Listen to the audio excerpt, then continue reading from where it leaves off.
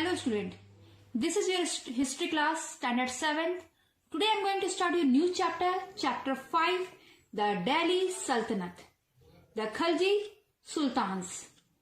Their duration given 1290 to 1320 CE. This is your key concept and first topic given here, Jalaluddin Khalji. Jalaluddin Khalji was the founder of Khalji dynasty who ascended the throne after murdering Kekubad. Jalaluddin in his turn was murdered by his nephew Alauddin. He had sent his nephew on a military expeditions against Devgiri in the Deccan. Alauddin defeated the ruler of Devgiri and obtained enormous wealth. In order to win over the nobles, he distributed the wealth that he had got in Devgiri among them. Look at this picture.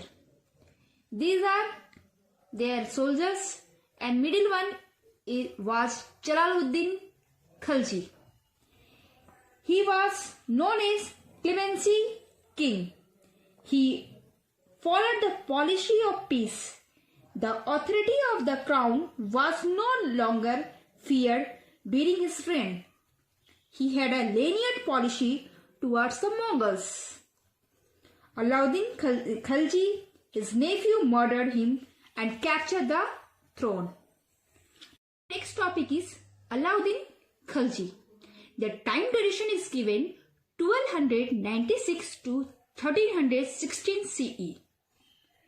Alauddin Khalji was the most powerful ruler of this dynasty.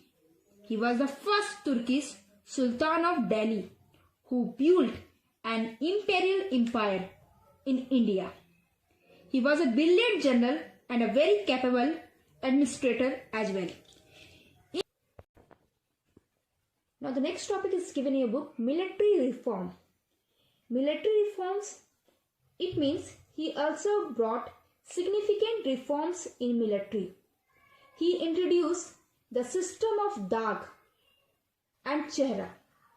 Dag means a system of branding horses and Chehra means a kind of identity card for every soldier. This ensured no one could change the good horses with the bad ones. Alauddin maintained a large army. They were paid in cash. Now the next topic is economic measure. Economic measure. In your book giving little bit paragraph, but I give you the detailed ones. Alauddin implemented a market control policy. He effectively controlled the prices of all essential commodities in and around Delhi. It was done to maintain a large army on limited resources. Under this policy, he took following step. What step in your book given also, but you have to understood about the point wise. Number 1. The farmers of Delhi were allowed to keep only 10 mounds of corn with them. The remaining was sold to the government at fixed rates.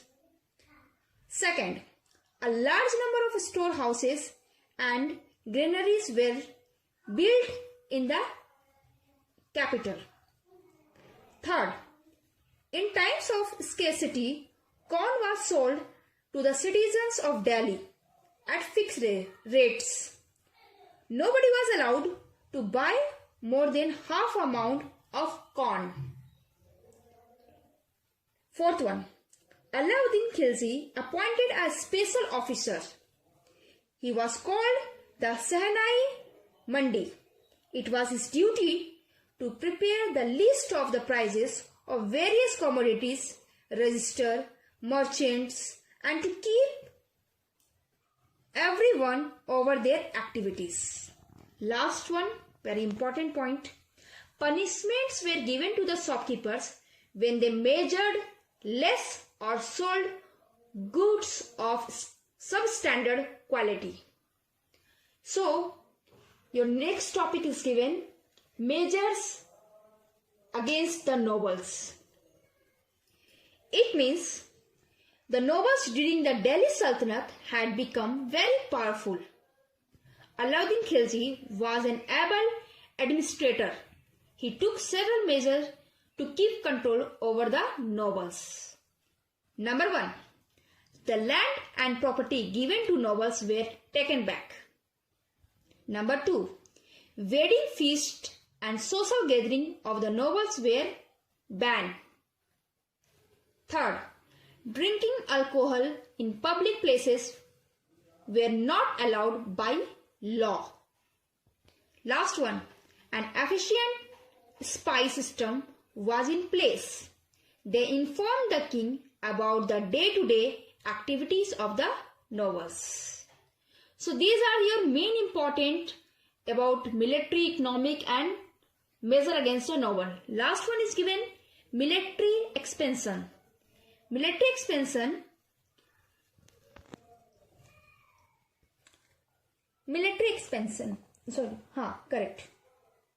Military expansion in your book given paragraph 5, but you have to understand about the point wise. Number 1, Alauddin conquered Gujarat and Malwa in 1297 AD. This gave him control over the western seaport.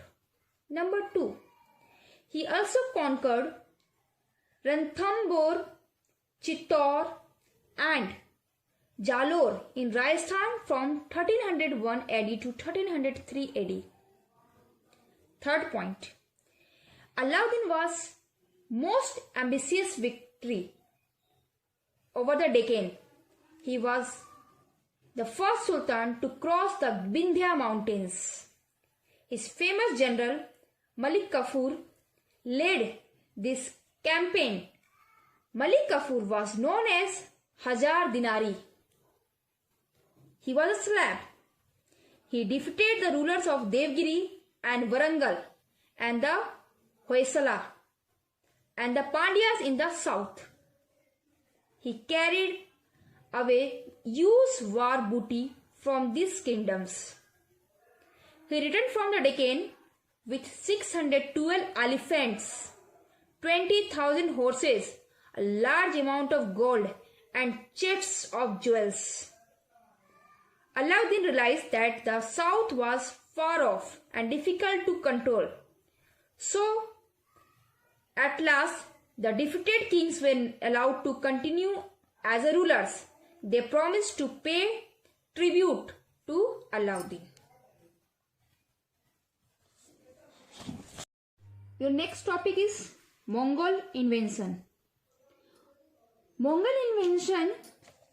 The Mongols attacked India several times during the early years of Alauddin's reign.